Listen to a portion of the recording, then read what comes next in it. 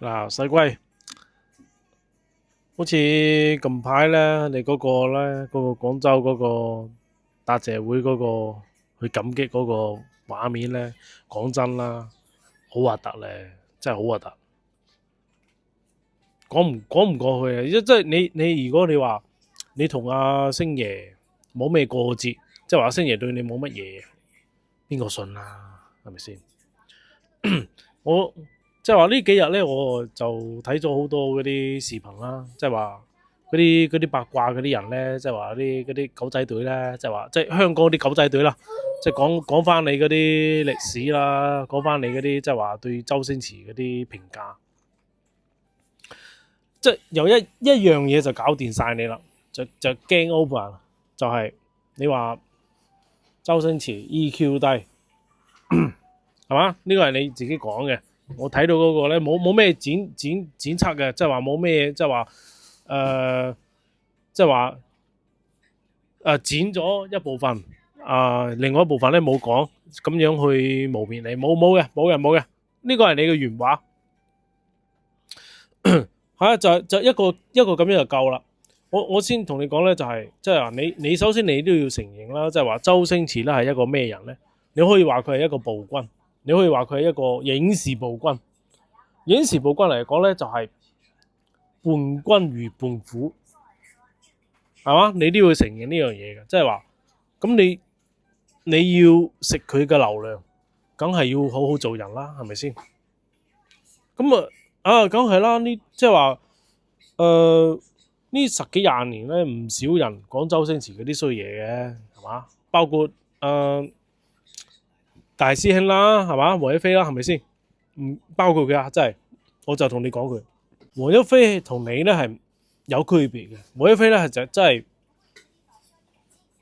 佢係有資格去調查阿周星馳嘅。點解咁樣講咧？我好簡單嘅就，首先年紀擺喺度，資歷擺喺度。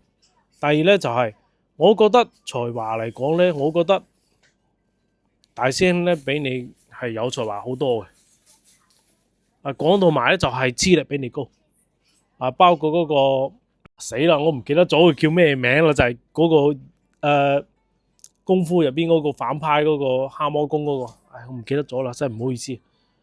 佢資歷都比阿周星馳高嘅，佢梗係可以調查阿周星馳啦。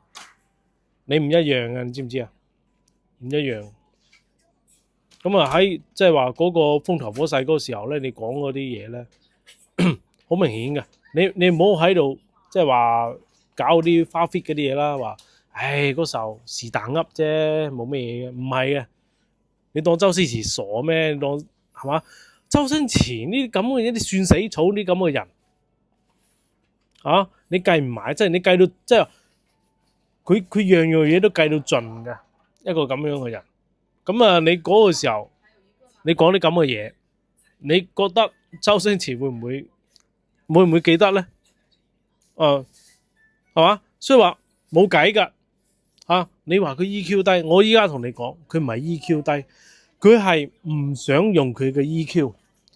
點解咁樣講咧？我簡單啲咁樣同你講咧，就係舉一個好簡單嘅例子，就係嗱，功夫女足入邊嗰個張繼聰，阿聰哥，張繼聰，我哋叫佢聰哥啊，但係咧佢都係屬於好晚輩噶啦，好後輩啦。我咁樣同你講啦，咁無厘頭嚟講咧，張繼聰咧屬於係最後一輩，最低嘅嗰輩，再前面咧就福祿壽，再前面啲咧就係嗰啲，你等我諗下先，鄭中基，張衛健，我諗到啦，張衛健，再前面係邊個咧？先係志偉哥，再前先至係我哋即係話咩啊？周星馳。你睇下依家星爺對住阿張繼聰係點樣啊？我屌你聰哥啊！你知唔知啊？佢唔係話冇 EQ 啊，佢係唔想用 EQ 啊，佢覺得侮辱緊佢嗰啲 IQ， 明唔明啊？所以話除非有一日，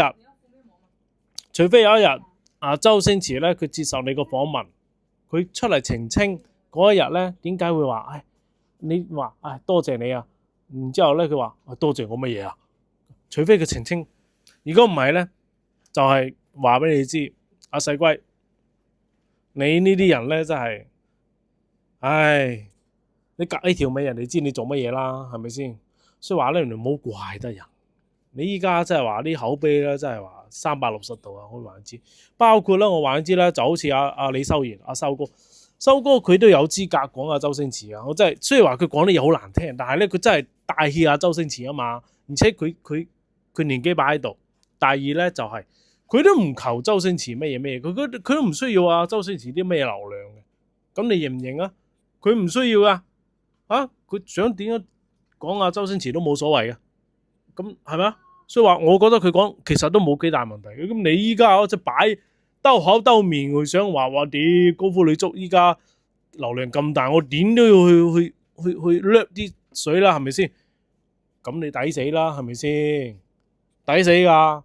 依家即係話娛樂圈，即係話香港嗰啲狗仔隊亦都好，即係圈中人亦都好，或者係國內嗰啲影迷都好，都睇得清清楚楚你，咁你抵死啦，係咪先？